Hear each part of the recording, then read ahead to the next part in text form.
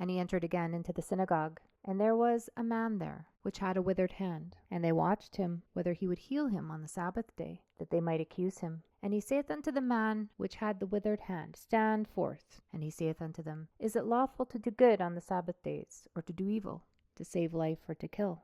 But they held their peace. And when he had looked round about on them with anger, being grieved for the hardness of their hearts, he saith unto the man, Stretch forth thine hand. And he stretched it out, and his hand was restored whole as the other. And the Pharisees went forth, and straightway took counsel with the Herodians against him, how they might destroy him. But Jesus withdrew himself with his disciples to the sea, and a great multitude from Galilee followed him, and from Judea, and from Jerusalem, and from Idumea, and from beyond Jordan, and they about Tyre and Sidon, a great multitude, when they had heard what great things he had done, came unto him. And he spake to his disciples that a small ship should wait on him because of the multitude, lest they should throng him. For he had healed many, insomuch that they pressed upon him for to touch him, as many had plagues. And unclean spirits, when they saw him, fell down before him and cried, saying, Thou art the Son of God. And he straightway charged them that they should not make him known. And he goeth up into a mountain, and called unto him whom he would. And they came unto him. And he ordained 12, that they should be with him, that they might send them forth to preach, and to have power to heal sicknesses, and to cast out devils. And Simon he surnamed Peter, and James the son of Zebedee, and John the brother of James. And he surnamed them Boanerges, which is the sons of thunder, and Andrew and Philip, and Bartholomew, and Matthew, and Thomas, and James the son of Alphaeus, and Thaddeus, and Simon the Canaanite, and Judas Iscariot, which also betrayed him.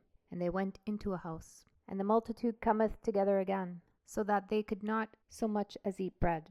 And when his friends heard of it, they went out to lay hold on him, for they said, He is beside himself. And the scribes which came from Jerusalem said, He hath Beelzebub, and by the prince of the devils casteth he out devils.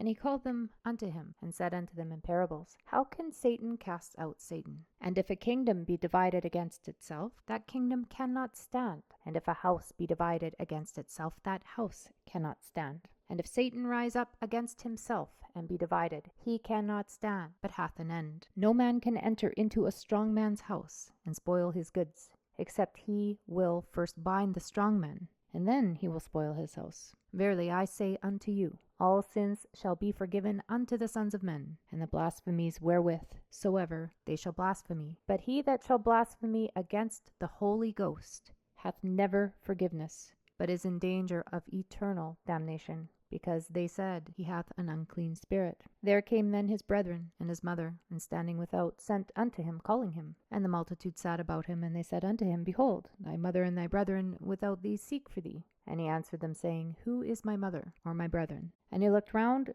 about on them which sat about him, and said, Behold, my mother and my brethren. For whosoever shall do the will of God, the same is my brother, and my sister, and my mother.